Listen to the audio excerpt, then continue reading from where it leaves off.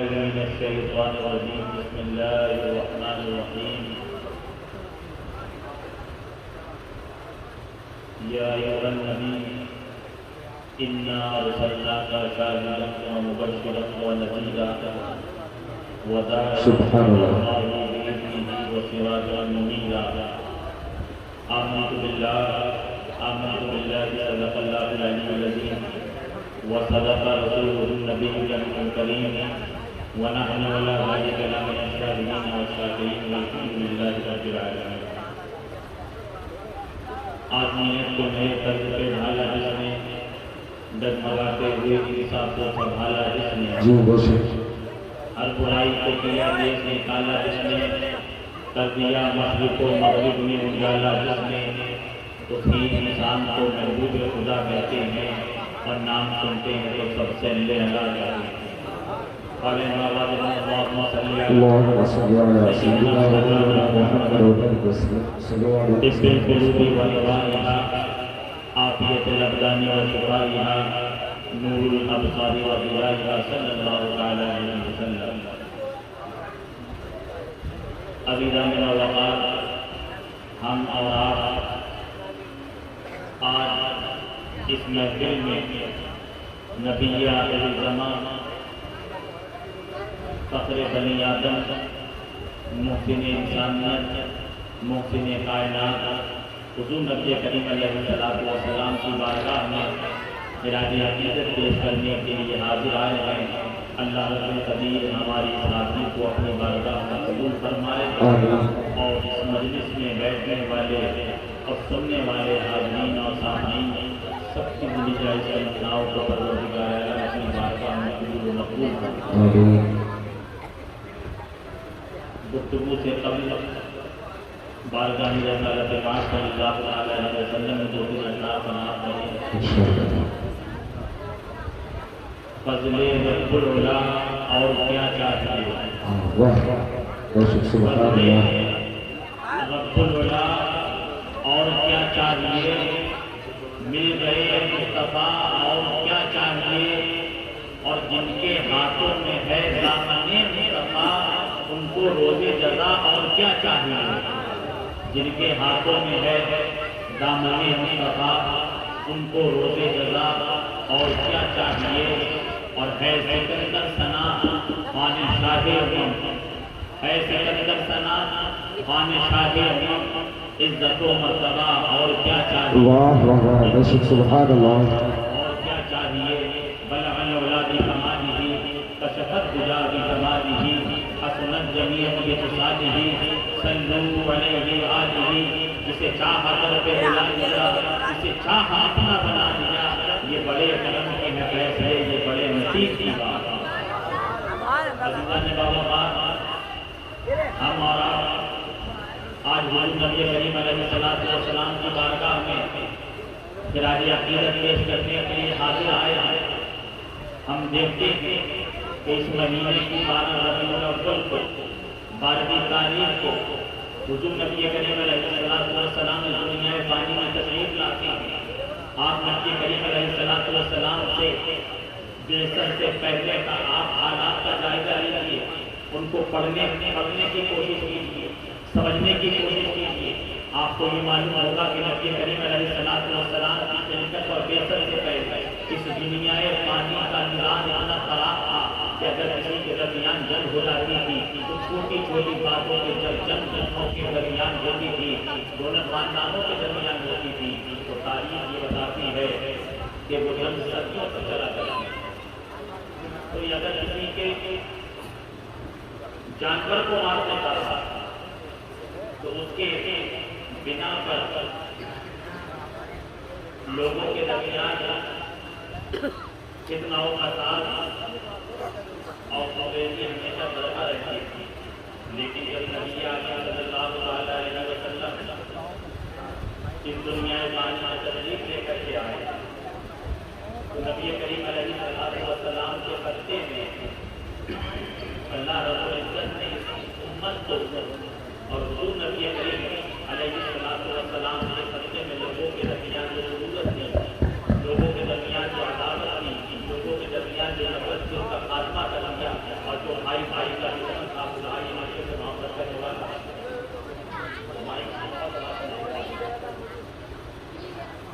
نعرہ تکبیر، نعرہ رسالت، نعرہ غوثیت، سرکار کی آمد، دیندار کی آمد، مکی کی آمد، نعرہ تکبیر۔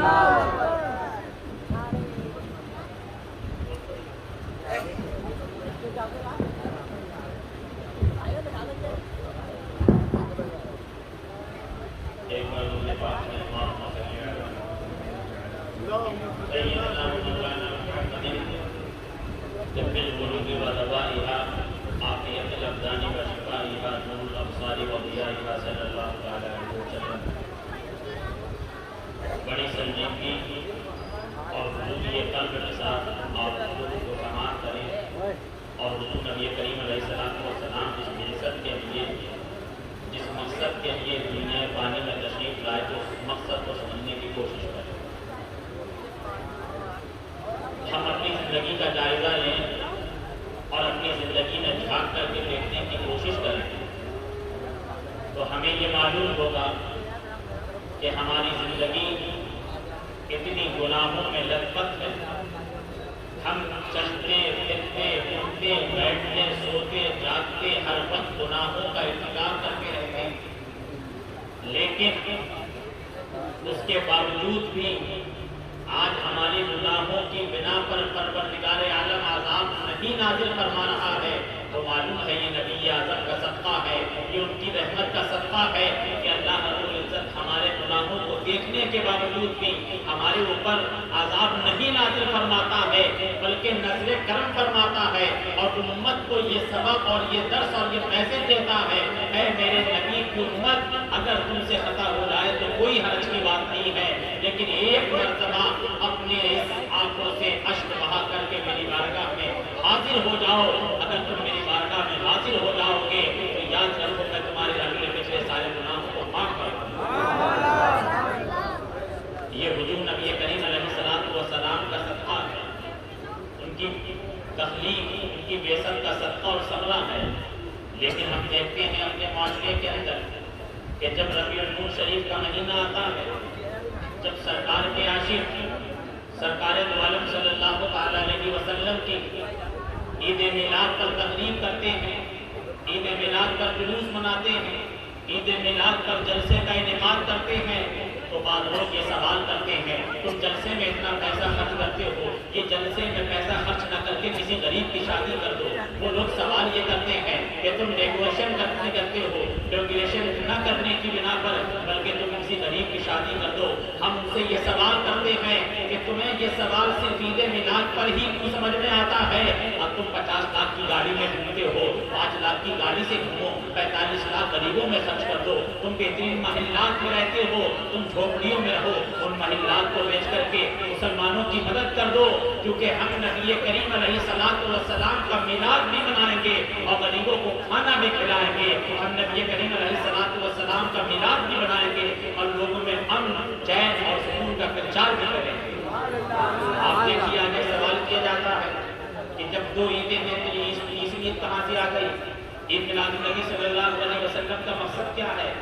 میں آپ سے اور ان لوگوں سے سوال کرنا چاہتا ہوں، آپ اپنی زندگی کا دیکھیں کہ آپ کے گھر میں کوئی ایک بچہ جب پیدا ہوتا ہے تو جیسے ہی بچے کی پیدائش ہوئے آپ پورے محلے میں چرچا کرتے ہیں، پورے محلے میں آپ مٹھائی تقسیم کرتے ہیں، جبکہ یہ معلوم نہیں کہ وہ بچہ آگے چل کے آپ کے لیے رحمت بنے گا یا رحمت بنے گا، یہ معلوم نہیں کہ وہ بچہ آپ کو آگے چل کر کے آرام دے گا یا تکلیف دے گا، لیکن اس کے باوجود جیسے ہی بچے کی پیدائش ہوئی آپ نے اس کے لیے جو ہے بہترین کھانے پکوائے، اس کی آمد کی خوشی میں لوگوں میں آپ نے مٹھائیاں تقسیم کری، تو ایک وہ بچہ کہ مستقبل میں اس کے نفع و نقصان کے بارے میں آپ کو علم نہیں ہے، آپ مٹھائیاں تقسیم کرتے ہیں۔ نبی رحمت وہ ہمارے لیے نبی رحمت ہے کہ دنیا میں بھی سکون پہنچا رہے ہیں، قبر کی اندھیری کوٹھی میں بھی نبی کریم ہمارے لیے روشن چراغ لے کے حاضر ہوں گے، اور جب کل قیامت کے دن امت پل صراط سے گزرتی ہوگی تب بھی نبی کریم صلی اللہ علیہ وسلم کی دعا کہہ کر امت کو پار کرانے کی کوشش کریں گے۔ تو یہ نبی کریم علیہ السلام کا ہمارے نبی کریم علیہ السلام کی یہ رحمت نہیں تو اور کیا ہے؟ لیکن اس نعمت جو اللہ آپ کو دے، اس نعمت کی قدر کیجیے، اس نعمت کی معرفت حاصل کیجیے، اس نعمت کا چرچا کرنے کی کوشش کیجیے۔ مثال کے طور پر آج آپ کے درمیان کوئی 4 ویلر گاڑی ہو، جب آپ 4 ویلر گاڑی لے کر کے آتے ہیں تو آپ اس کے اندر فاتحہ کرتے ہیں، اس کے دانے کی خوشی میں لوگوں میں مٹھائی تقسیم کرتے ہیں، لوگوں میں ایک دن مٹھائی تقسیم کرنے سے آپ خوشی حاصل کرتے ہیں۔ لیکن جب آپ اپنی گاڑی میں بیٹھ کر کے کسی ڈاکٹر کے یہاں، کسی انجینئر کے یہاں، کسی مسجد میں، کسی مدرسے میں، کسی خانقاہ میں، کسی اپنے عزیز و اقارب کے جاتے ہیں، وہ مٹھائی بانٹ کر کے تو ایک دن خوشی حاصل ہوئی تھی، لیکن گاڑی میں جب بیٹھتے ہو تب خوشی حاصل ہوتی ہے۔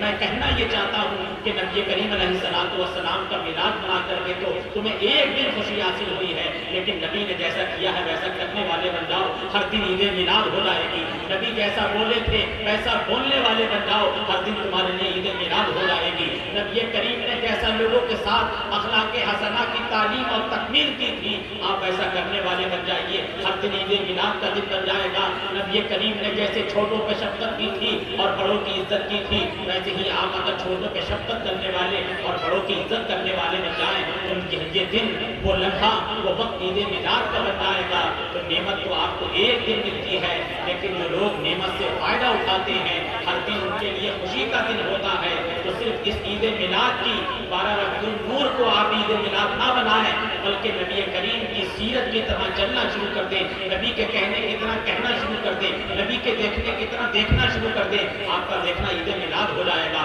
آپ کا چلنا عید میلاد ہو جائے گا، آپ کا بولنا عید میلاد ہو جائے گا، اور آپ کی اپنے بچوں کے لیے نیک تربیت عید میلاد ہو جائے گی۔ نبی کریم تو ایک دن تشریف لا کر کے امت کو رحمت کا پیغام دیا تھا، لیکن آپ جب اس طریقے سے چلنے لگیں گے تو آپ کا ہر لمحہ عید میلاد کی تقریب سعید بن جائے گا۔ لیکن یہ سب چیزیں ہوں گی کب؟ جب آپ صحیح معنی میں حضور نبی کریم علیہ السلام کی سیرت طیبہ کو پڑھیں گے، نبی کریم علیہ السلام کی سیرت کو سمجھنے کی کوشش کریں گے۔ آپ دیکھیں اللہ رب العزت نے قرآن عظیم میں نبی کریم علیہ السلام کے پیدا ہونے کے مقصد کو بیان کیا، اور اللہ رب القدیر نے ارشاد فرمایا کہ اے نبی، ہم نے آپ کو گواہ بنا کر کے بھیجا، ہم نے آپ کو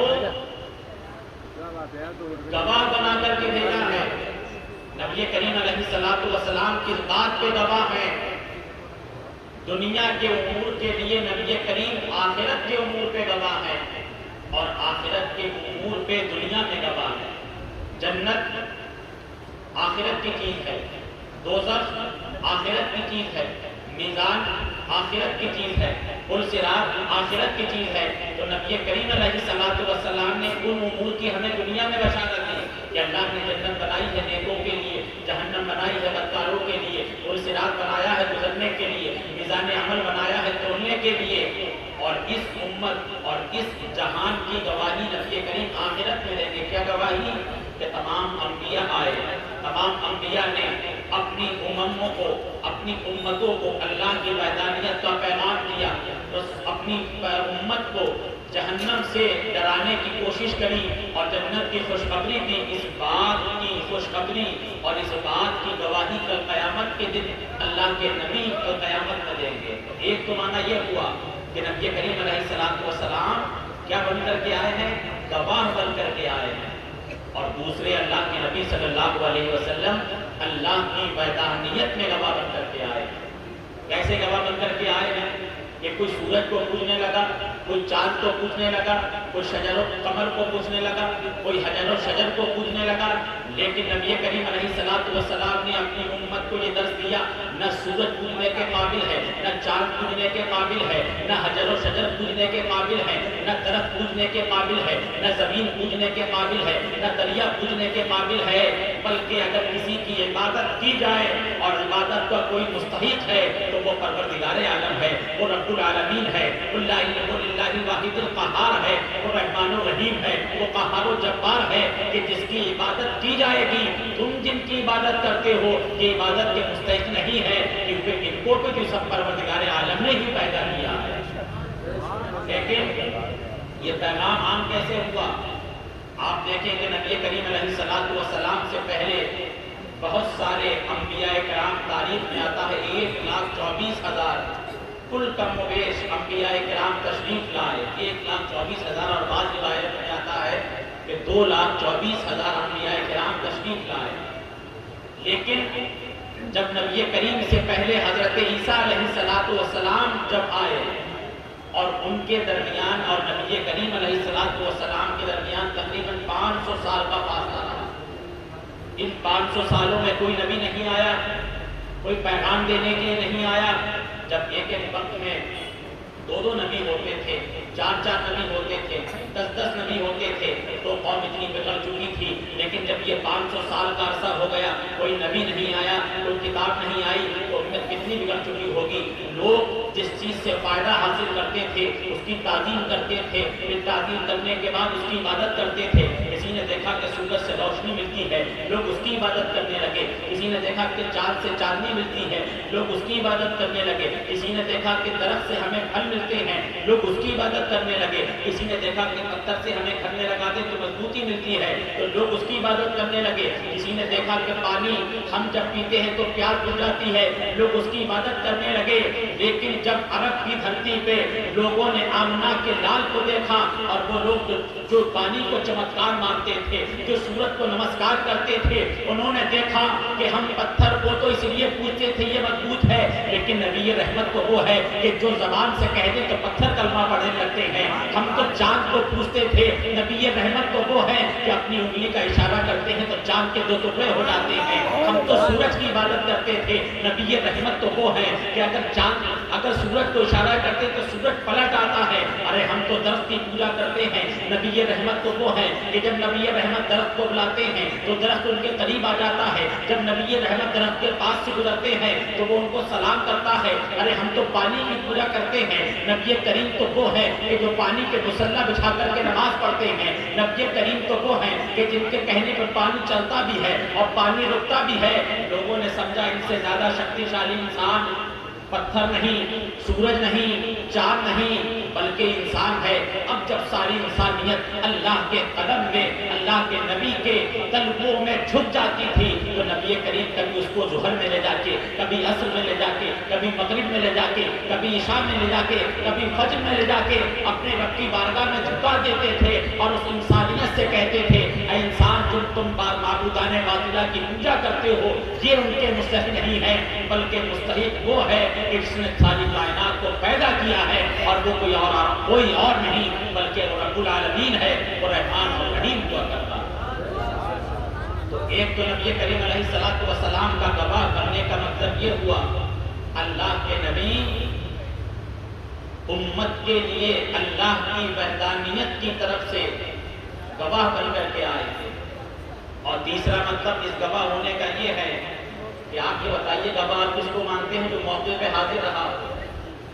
کہیں کوئی مسئلہ ہو جائے اور مسئلہ ہو جانے کے بعد آپ سے دریافت کیا جائے آپ موجود تھے, آپ کہنے نہیں میں نے سنا ہے, تو سننے والے کی گواہی معتبر نہیں ہوتی, بلکہ گواہی مانی نہیں جاتی ہے. معتبر تو آپ چھوڑیے, گواہی مانی جاتی ہے کس کی, کہ جس نے دیکھا ہو, جو موقع پہ موجود ہو. حضرت آدم آئے, اپنی امت کو درس دیا اللہ کی وحدانیت کرو. امت نے پوچھا اے آدم کیا تم نے اللہ کو دیکھا ہے؟ حضرت آدم کہنے لگے نہیں میں نے اللہ کو دیکھا نہیں, صرف سنا ہے. حضرت موسیٰ آئے, اپنی امت کو ڈرایا. امت نے کہا کہ تم نے رب کو دیکھا ہے؟ حضرت موسیٰ نے کہا نہیں دیکھا. حضرت عیسیٰ آئے, حضرت زکریا آئے, حضرت یحییٰ آئے, حضرت ہارون آئے, حضرت شعیب آئے, حضرت لوط آئے, حضرت یعقوب آئے, حضرت اسحاق آئے, حضرت یوسف آئے. اپنی امتوں کو درس دینے لگے. جب درس دیا لوگوں نے پوچھا کہ جس تم نبی کا, جس اللہ کا تم ہم سے کلمہ پڑھوانے کی کوشش کر رہے ہو, کیا تم نے اس کو دیکھا بھی ہے؟ سب نے ہاتھ کھڑے کر دیے. سب نبی نے کہا ہم نے سنا ہے, ہم نے دیکھا نہیں ہے. لیکن جب باری ہم سب کے نبی کی آتی ہے, آمنہ کے تاجدار کی آتی ہے, مدینے کے تاجدار کی آتی ہے, آمنہ کے لال کی آتی ہے, فخر موجودات کی آتی ہے, جب قرآن کی چوٹی پہ کھڑے ہو کے نبی کریم نے اللہ کی وحدانیت کا حکم دیا تھا, تو لوگوں نے کہا تھا کیا تم بھی تو اور نبی کی طرح نہیں ہو کہ تم نے سنا ہے؟ تو نبی کریم نے کہا تھا محمد بن عبداللہ نے سنا نہیں ہے بلکہ اپنی نگاہوں سے اپنے رب کا دیدار کر لفظوں میں یہ کہو کہ نبی کریم نے دور سے نہیں بلکہ نور سے دیکھا تھا. حضرت موسیٰ نے دور سے دیکھا تھا اور میرے نبی نے نور سے دیکھا تھا. یہ نبی کریم علیہ السلام کی شان اور رفعت اور عظمت ہے کہ تمام انبیاء کرام تشریف لائے لیکن کسی نے اپنی نگاہوں سے اپنی آنکھوں سے اپنے وقت کا دیدار نہیں کیا. لیکن نبی کریم صلی اللہ علیہ وسلم جب معراج میں تشریف لے گئے, جب اللہ نے معراج کرنے کے لیے بلایا تو نبی کریم علیہ السلام نے اپنی نگاہوں سے اپنے رب کا دیدار فرمایا تھا. اور یہاں ایک نقطہ اور میں آپ کو بتا دوں, آج آپ دیکھیں گے کہ لوگ نبی کریم علیہ السلام کی ذات کے متعلق یہ کہنے لگتے ہیں معاذ اللہ رب العالمین کہ نبی تو ہم جیسے ہیں, نبی ہم جیسے بشر تھے. ارے نبی کی عظمت کو سمجھنا ہے تو معراج کے واقعے کو سمجھو کہ جب نبی کریم علیہ السلام اللہ کے دیدار کے لیے سدرۃ المنتہا اور سدرۃ المنتہا سے معراج کے لیے تشریف لے جاتے ہیں تو جب اللہ کے نبی حضرت جبریل کے ساتھ جاتے ہیں براق کے ذریعے تو براق کو ایک جگہ اللہ کے نبی صلی اللہ علیہ وسلم کے لیے کھڑا کیا گیا. نبی کریم اس پہ سواری کر کے گئے لیکن جب رب کی بارگاہ میں جانے کی حاضری ہوئی تو معلوم ہے وہ فرشتہ جن کو سید الملائکہ کہا جاتا ہے, جن کو جبریل امی کہا جاتا ہے, جبریل امی نے بارگاہ رسالت میں عرض کری ہے نبی اکرم اگر اس سے آگے گیا تو میرے پر چل جائیں گے. ارے جب سید الملائکہ نبی کے مقام کو نہ سمجھ سکے تو یہ ہندوستان کا بیکار نبی کے مقام کو سمجھے گا. جب حضرت جبریل امی فرما رہے ہیں اے نبی اگر میں آپ کے ساتھ گیا تو میرے پر چل جائیں گے, تو یہ کہہ رہا ہے نبی ہماری طرح بشر ہے. اگر نبی تمہاری طرح بشر ہے تو نبی کا 5 وقت آزاد میں نام آتا ہے اشہد ان لا الہ الا اللہ اشہد ان محمد رسول اللہ. نبی کا نام پڑھ کر کے انسان مسلمان ہوتا ہے. نبی کی قبر کی زیارت کر لیتا ہے. نبی خود فرماتے ہیں من زار قبری وجبت لہ شفاعتی کہ جو میرے قبر کو دیکھ لیتا ہے اس پہ میری شفاعت واجب ہو جاتی ہے. اور تم کہہ رہے ہو نبی ہماری طرح ہے. اگر نبی تمہاری طرح ہے تو تم نماز میں اپنے باپ پہ درود پڑھو, نبی پاک کے درود پڑھتے ہو, کسی بھی علماء مفتی سے فتویٰ لے لو. جب تک نبی کریم کی بارگاہ میں نماز میں بھی آپ صلاۃ و سلام پیش نہیں کر سکتے اس وقت آپ کی نماز قابل قبول نہیں ہو سکتی. یہ ہے نبی کریم علیہ السلام کی عظمت, رفعت اور بلندی. اور آپ یہاں یہ دیکھیں کہ اللہ کے رسول صلی اللہ علیہ وسلم کو اس امت کی کتنی فکر تھی. میں آپ سے سوال کروں اور جواب آپ کو دینا ہے. آپ یہ بتائیں جب آپ کسی مقدمے کے لیے کسی مسئلے کے لیے کسی ڈی ایم اور ایس ڈی ایم کے درمیان اپنے فائل لے کے جاتے ہیں تو پہلے اپنے فائل پیش کرتے ہیں کہ اپنے پڑوسی کی فائل پیش کرتے ہیں؟ اپنی فائل پیش کریں گے. کوئی آپ کو مسئلہ ہو تو آپ اپنے پورے محلے کی کہیں گے محلہ جائے الگ. آج اتنے زمانے میں موقع ملا ہے D M S D M صاحب منتری صاحب سے آج بات کرنے کا. آج تو اپنے لیے بات کی جائے گی, اپنے بچوں کے لیے بات کی جائے گی, اپنی امیج کے لیے بات کی جائے گی. لیکن دیکھو ہم سب کے نبی مدینے کے تاجدار آمنہ کے لال جب معراج پہ جاتے ہیں تو نبی کریم اپنی بات نہیں بلکہ امت کی بخشش کی بات کرتے ہیں. وہ نبی کی جس نے معراج میں اپنی امت کو نہ بلایا ہو, آج وہ امت نبی کے فرمان کو بھلا بیٹھی ہے. وہ نبی کے جو پیدا ہو رہے ہیں, جو بچہ تو جب پیدا ہوتا ہے ہوتا ہوا پیدا ہوتا ہے, لیکن نبی کریم جب پیدا ہو رہے ہیں تو اپنی امت کی بخشش کی دعا کر رہے ہیں. نبی کریم اپنے قبر انور میں مدینہ منورہ میں جلوہ افروز ہیں لیکن اپنی امت کی بخشش کی دعا کر رہے ہیں. اور وہ نبی کہ نہ معراج میں بھولے, نہ قبر میں بھولے, نہ حشر میں بھولے, نہ نشر میں بھولے, نہ پیدائش میں بھولے, نہ قاب قوسین میں بھولے. آج اس نبی کو اس کی امت بھلا چکی ہے.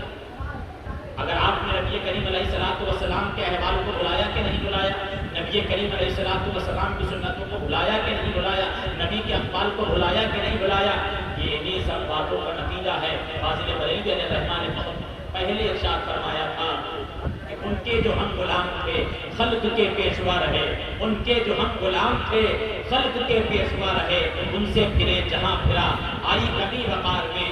ان کے جو ہم غلام تھے خلق کے پیشوا رہے, ان سے پھرے جہاں پھرا آئی کبھی وقار میں. آج نبی کریم علیہ السلام کی سیرت طیبہ کو اپنانے کی ضرورت ہے. نبی نبی کریم علیہ السلام کی سیرت طیبہ کو پڑھنے کی ضرورت ہے. جب نبی کریم علیہ السلام کی سیرت طیبہ کو آپ پڑھیں گے، اس پہ عمل کریں گے، انشاءاللہ الرحمن آپ کی دنیا بھی کامیاب ہو جائے گی اور آخرت بھی کامیاب ہو جائے گی. اس لیے اللہ نے باوقار نبی کریم علیہ السلام کی سیرت کو پڑھیے. اور میں تو آپ کو نبی کریم علیہ السلام کی سیرت طیبہ کو نسل سنا رہا ہوں، لیکن ابھی میرے خطاب کے دوران عالی جناب شاعر اسلام نعیم اختر صاحب جو ماشاءاللہ ممبئی قادیان سے تشریف لائے ہیں، آپ نبی کریم علیہ السلام کی سیرت طیبہ کو ان کی زبان سے منظوم خراج عقیدت کے طور پر سننے کی کوشش کریں گے. زیادہ طویل چونکہ وقت بھی کافی ہو رہا ہے اور مائک بھی بہرحال صاف نہیں دے رہا کہ اور مزید بولا جائے. 2-3 باتیں اور میں آپ کے روشن گزار کروں گا، پھر اپنی جگہ لے لوں گا. پھر شاعر اسلام نعیم اختر صاحب کے بہترین کلام کو سننا ہے. بہت عمدہ پڑھتے ہیں انشاءاللہ الرحمن. آپ کی طبیعت پاک ہو جائے گی اور آپ کے ایمان میں مزید اضافہ ہوگا انشاءاللہ. تو اللہ کے نبی صلی اللہ علیہ وسلم کی پہلی صفت کیا تھی؟ اللہ نے آپ کو گواہ بنا کر بھیجا. دوسری صفت، اللہ نے آپ کو بشیر و نذیر بنا کے بھیجا ہے. بشیر کا مطلب ہوتا ہے خوشخبری دینے والا اور نذیر کا مطلب ہوتا ہے ڈرانے والا. یعنی نبی کریم علیہ السلام ان لوگوں کو خوشخبری دیتے تھے جو اللہ کے احکام کی پیروی کرتے تھے، اور نبی کریم علیہ السلام ان لوگوں کو ڈراتے تھے جو اللہ کے احکام کو نہیں مانتے تھے. تیسری صفت، چوتھی صفت کیا ہے؟ وَدَاعِيًا إِلَى اللَّهِ، کہ نبی دنیا میں پیدا ہی اس لیے ہوئے ہیں تاکہ تمہیں اللہ کی طرف بلائیں. بخاری شریف کی حدیث ہے اس بات کو واضح کرنے کے لیے. اللہ کے نبی نے فرمایا میری مثال اس دنیا میں ایسی ہے کہ جیسے کوئی بادشاہ دسترخوان لگوائے، کوئی بادشاہ دسترخوان لگوائے، اس پہ اچھے کھانے رکھے اور پھر کسی وزیر کو یہ حکم دے کہ پورے شہر میں اعلان کر دو آج بادشاہ نے تمہاری دعوت بھی کی ہے اور تمہارے لیے اچھے کھانے بھی پکوائے ہیں. تو نبی کریم بخاری شریف کا مفہوم بتا رہا ہوں. اللہ کے نبی ارشاد فرماتے ہیں کہ وہ شخص کہ جو بادشاہ کی دعوت پہ آئے گا اس کو بادشاہ کی دعوت پہ آنے کے ساتھ 2 چیزیں ملیں گی. ایک تو اچھا کھانا ملے گا اور دوسرا بادشاہ کی زیارت ملے گی. اللہ کے نبی فرماتے ہیں میری مثال ایسے ہی ہے، اگر تم میرا حکم مانو گے تو تمہیں تقویٰ ملے گا، اللہ کا مقرب ملے گا، اور اللہ نے جو جنت الفردوس بنائی ہے اس میں تمہیں ٹھکانہ ملے گا. اور اگر میری بات کو نہیں مانو گے تو یاد رکھو مردود ہو جاؤ گے، یاد رکھو دنیا میں خائب و خاسر ہو جاؤ گے، اور اگر اس دنیا سے نیک نہیں بلکہ بدکار بن کے جاؤ گے تو اللہ کے نبی فرماتے ہیں کہ تمہارا ٹھکانہ جہنم ہوگا. اور فیصلہ ہمیں کرنا ہے نبی صلی اللہ علیہ وسلم کے موقع پہ کہ ہمیں اپنا ٹھکانہ جنت کو بنانا ہے یا جہنم کو بنانا ہے. اب 5ویں صفت بہت تیزی کے ساتھ اللہ کے نبی کی کیا ہے؟ اللہ نے اپنے نبی کو سراج منیر بنا کے بھیجا ہے. کیا بنا کے بھیجا ہے؟ سراج منیر. اور سراج منیر کا معنی ہوتا ہے روشن چراغ. کیا معنی ہوتا ہے؟ روشن چراغ. اب یہ بتائیے اگر آپ کے گھر میں اندھیرا ہو اور آپ اپنے کمرے میں چراغ جلا لیں تو کیا اندھیرا باقی رہے گا؟ نہیں رہے گا. آپ کا کمرہ اگر اندھیرے سے گپ ہو اور اس میں آپ چراغ جلا لیں تو اس میں اندھیرا باقی رہے گا؟ نہیں رہے گا. اندھیرا چھٹ جائے گا، وہاں نور آ جائے گا، نورانیت آ جائے گی، روشنی آ جائے گی.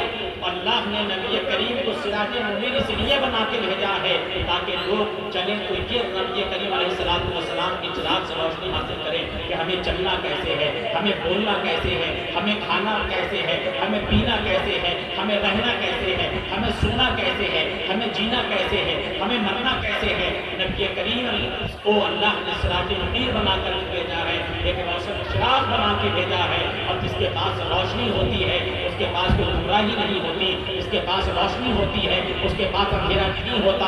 اگر اللہ کے نبی کی سیرت کو ہم نے سمجھا ہوتا اور نبی کریم علیہ السلام کو ہم نے روشن چراغ سمجھا ہوتا تو نبی کریم علیہ السلام کی سیرت طیبہ اگر ہمارے پاس ہوتی تو عزیزان باوقار یہ آج حالات ہمارے سامنے پیش نہیں آتے.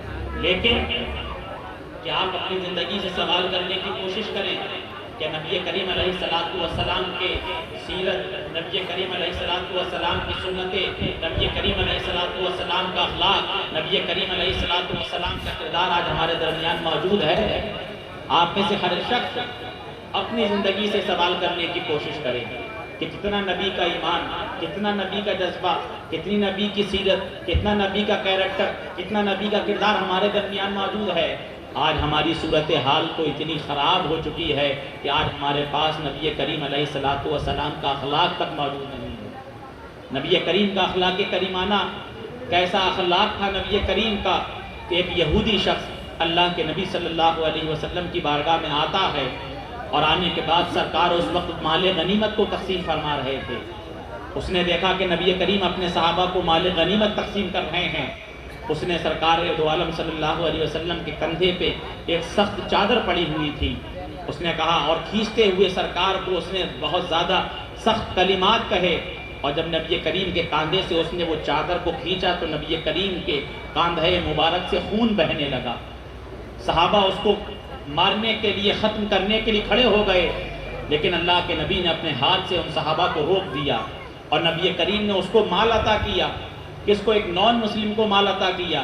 جب مال عطا کر دیا، جب وہ واپس ہو گیا، دوبارہ پھر آیا، اور آنے کے بعد اس نے اللہ کے نبی کی بارگاہ میں عرض کیا۔ اللہ کے نبی نے فرمایا کہ کیا ماجرا ہے، دوبارہ پھر تم کیوں، کیا ابھی مال میں کمی رہ گئی ہے، کیا اور مال چاہیے؟ اس نے کہا نہیں، اب مال نہیں بلکہ ایمان کی دولت چاہیے، اب کچھ اور نہیں بلکہ آپ کا کلمہ چاہیے، کیونکہ میں نے امم سابقہ میں یہ پڑھا تھا کہ نبی آخر الزمان کی یہ صفت ہوتی ہے کہ جو ان کو جتنی گالیاں دیتا ہے وہ اتنی ہی دعائیں دیتے ہیں، جو ان کی راہ میں کانٹے بچھاتا ہے وہ پھول بچاتے ہیں، تو ان سے رشتہ توڑنے کی کوشش کرتا ہے وہ اس سے رشتہ جوڑنے کی کوشش کرتے ہیں۔ اور میں نے آپ کے اخلاق کریمانہ سے اتنا متاثر ہوا ہوں کہ میں اپنے یہودی مذہب کو چھوڑ کر کے آپ کا مذہب اختیار کرتا ہوں، اور وہ بندہ مومن لا الہ الا اللہ کا کلمہ پڑھ کے نبی کریم کی غلامی کا توق ڈال لیتا ہے، اور وہ بندہ حلقہ بگوش اسلام ہو جایا کرتا ہے۔ یہ نبی کریم علیہ السلام کا اخلاق کا یہ ہمارے درمیان موجود ہے۔ ہمارے درمیان تو اخلاق نام کی کوئی چیز ہی موجود نہیں ہے۔ بڑوں کی عزت ہم نہیں کر رہے ہیں، چھوٹوں پہ شفقت ہم نہیں کر رہے ہیں، اپنے بڑوں کا ادب و احترام، محلے میں کوئی بڑا ہے اس کو سلام و کلام ہم نہیں کر رہے ہیں، اور پھر ہم نعرہ لگا رہے ہیں کہ غلام ہیں غلام ہیں غلام، یہ رسول میں تو موت بھی قبول ہے۔ ارے موت قبول مت کیجیے، 5 وقت کی نماز قبول کر لیجیے، یہی آپ کا عشق رسول ہے۔ موت مت قبول کیجیے، زکوٰۃ قبول کر لیجیے، یہی عشق رسول ہے۔ موت قبول مت کیجیے، حج قبول کر لیجیے، یہی آپ کا عشق رسول ہے۔ اس لیے عزیزان باوقار اپنی زندگی کو نیک بنانے کی کوشش کرو، اور اللہ نے آپ کو کیا عطا فرمایا ہے؟ سراج منیر، روشن چراغ عطا فرمایا ہے۔ میں نے آپ سے سوال بھی کرا، آپ نے اس سوال کا جواب بھی دیا کہ جس کے پاس جب چراغ ہوتا ہے تو اس کے پاس اندھیرا نہیں رہتا، جس کے پاس ٹیوب لائٹ ہوتی ہے تو اس کے پاس اندھیرا نہیں رہتا۔ تو یا تو آپ ٹیوب لائٹ کو جلا نہیں رہے ہیں، اور اگر ٹیوب لائٹ کو جلا رہے ہیں تو پھر آپ کا کمرہ بند ہے، کیونکہ یاد رکھو یہاں روشنی ہو رہی ہے، اس روشنی کو اگر آپ کو کمرے میں لینا ہے تو اس کمرے کی کھڑکی کو کھولنا ہوگا، اس کمرے کے دروازے کو کھولنا ہوگا۔ تو اللہ نے نبی کریم کی زندگی کو سراج منیر تو بنایا ہے، لیکن جو اللہ نے ہمارے دل میں، ہمارے سینے میں دل رکھا ہے، اس دل کی کھڑکی کو کھولنا ہوگا، اس دل کے دروازے کو کھولنا ہوگا، تب یہاں پر روشنی داخل ہوگی، اور جب یہاں روشنی داخل ہوگی تو اللہ تعالیٰ کی نورانیت آئے گی، اور جس قلب میں اللہ کی نورانیت ہوتی ہے وہاں معصیت نہیں ہوتی، اور جس دل میں معصیت ہوتی ہے وہاں اللہ کا نور نہیں ہوتا ہے۔ جو کہ آپ کو معلوم ہے جہاں سے عطر کی خوشبو آئے تو گندگی کی بو نہیں آئے گی، اور جہاں سے گندگی کی بو آئے تو عطر کی خوشبو نہیں آ سکتی۔ ایک گلاس میں یا تو بیک وقت آپ صرف اور صرف پانی رکھ سکتے ہیں، یا دودھ رکھ سکتے ہیں، یا چائے رکھ سکتے ہیں، یا شربت رکھ سکتے ہیں، تو دل بھی اللہ نے ہمارے سینے میں دو نہیں رکھے بلکہ ایک رکھا ہے۔ اگر اس میں اللہ کی محبت ہوگی تو دنیا کی محبت نہیں ہوگی، اور اگر دنیا کی محبت ہوگی تو اللہ کی محبت نہیں ہوگی۔ اب فیصلہ ہمیں کرنا ہے کہ کون سی محبت ہمیں رکھنا ہے، کیونکہ اللہ نے ہمیں سراج منیر دیا ہے، روشن چراغ عطا فرمایا ہے۔ اب بس اسی روشن چراغ کی 2-3 صفتیں ہیں، وہ آپ سماعت کریں، اور پھر میں اپنی گفتگو کو اختتام کی طرف لے کر کے جا رہا ہوں۔ آپ یہ سب کو معلوم ہے کہ چراغ کے مقابلے روشنی، آپ یہ بتائیے چراغ کی زیادہ ہے یا سورج کی زیادہ ہے؟ سورج کی زیادہ ہے کہ نہیں ہے؟ لیکن اللہ نے جب نبی کریم کی سیرت طیبہ کو اور نبی کریم کی زندگی کا تعارف کرایا تو یہ نہیں فرمایا اے نبی ہم نے آپ کو سورج بنا کے بھیجا ہے، فرمایا اے نبی ہم نے آپ کو روشن چراغ بنا کے بھیجا ہے۔ اب سوال یہ ہوگا اے پروردگار عالم، روشنی تو چراغ سے بھی ملتی ہے، روشنی سورج سے بھی ملتی ہے، لیکن چراغ کے مقابلے روشنی سورج سے زیادہ ملتی ہے، تو اے نبی یہ معظم، اے اللہ رب العزت، اے پروردگار عالم، تو نے نبی کو قرآن عظیم میں سراج منیر کیوں کہا اور سورج کیوں نہیں کہا؟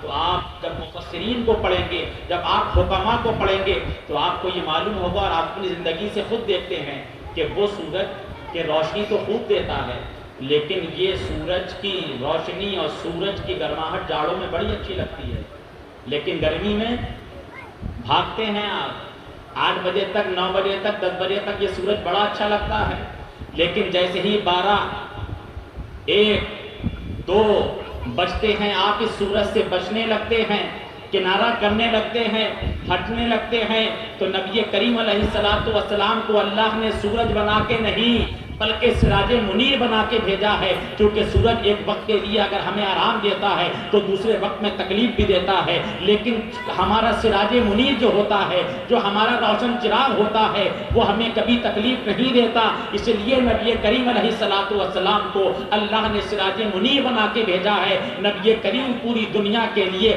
رحمت بن کے آئے ہیں، کسی کے لیے زحمت بن کے نہیں آئے۔ اب دوسری صفت سورج کی، سراج منیر کی کیا ہوتی ہے؟ آپ نے دیکھا ہوگا، آپ جب آج جو ایام چل رہے ہیں یہ مختصر ایام، مختصر کا مطلب چھوٹے دن ہو رہے ہیں اور راتیں بڑی ہو رہی ہیں۔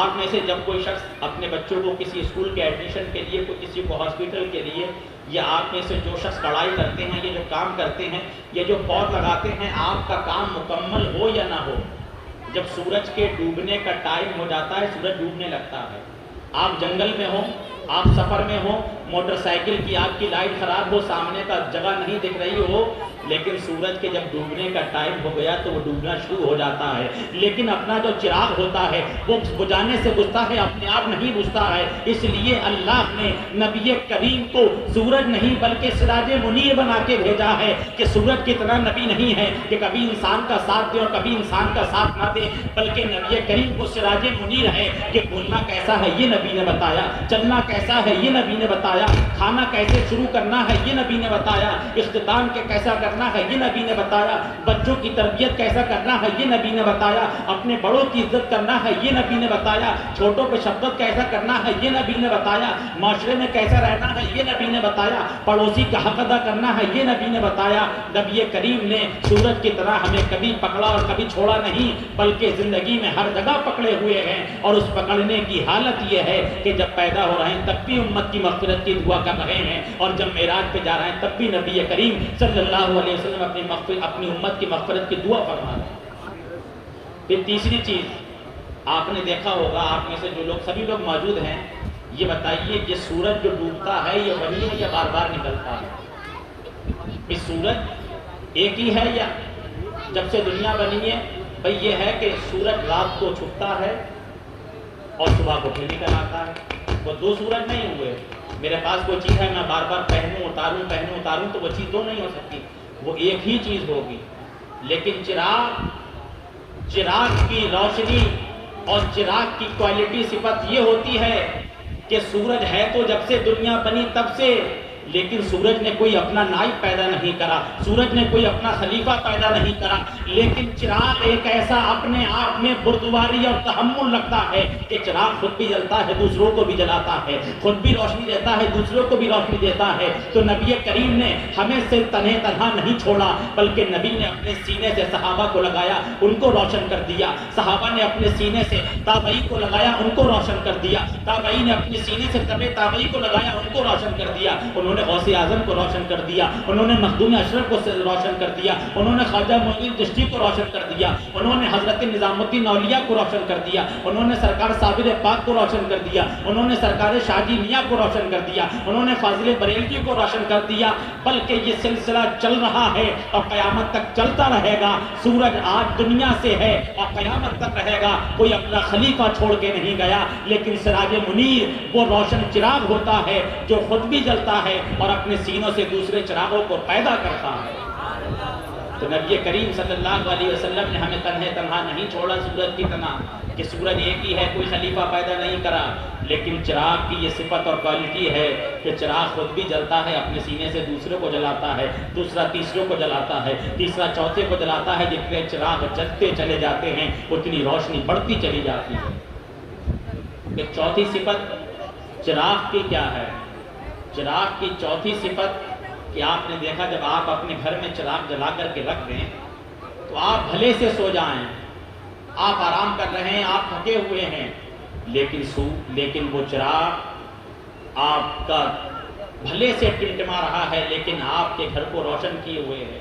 آپ بستر پہ آرام سے ہیں، رات کے 2 بج گئے، 3 بج گئے، تھکن ہو گئی، سو رہے ہیں، لیکن آپ کا جو چراغ ہے وہ تھکن نہیں مان رہا ہے بلکہ جل رہا ہے، آپ کے گھر کو روشن کر رہا ہے، چوروں سے محفوظ کر رہا ہے، کیونکہ جہاں روشنی ہوتی ہے وہاں کسی کی نظر نہیں جاتی، جہاں اندھیرا ہوتا ہے وہاں لوگوں کی نظریں جاتی ہیں۔ تو نبی کریم علیہ الصلوۃ والسلام وہ روشن چراغ ہیں کہ امتوں نے مصیبت دی، لیکن نبی کریم دعائیں دے رہے ہیں۔ نبی کریم کی پیٹھ پر اوڑھنی ڈال دی گئی، لیکن نبی کریم اپنی امت کو دعائیں دے رہے ہیں۔ نبی کریم علیہ الصلوۃ والسلام کو طائف کے بازار میں مجروح کیا جاتا ہے، لیکن نبی کریم دعائیں دیتے ہیں، اور معلوم ہے ان دعاؤں کا نتیجہ یہ ہوا کہ کیا ان دعاؤں کا نتیجہ یہ ہوا نبی کریم علیہ الصلوۃ والسلام کی زبان سے کہ جو لوگ نبی کریم کو گالیاں دیتے تھے وہ نبی کریم علیہ الصلوۃ والسلام کی بارگاہ میں پھول بچھانے بن گئے، جو نبی کریم علیہ الصلوۃ والسلام کی جان لینے کی کوشش کرتے تھے وہ نبی کریم علیہ الصلوۃ والسلام کی اپنی جان نبی کریم کی جان پہ نچھاور کرنے والے بن گئے۔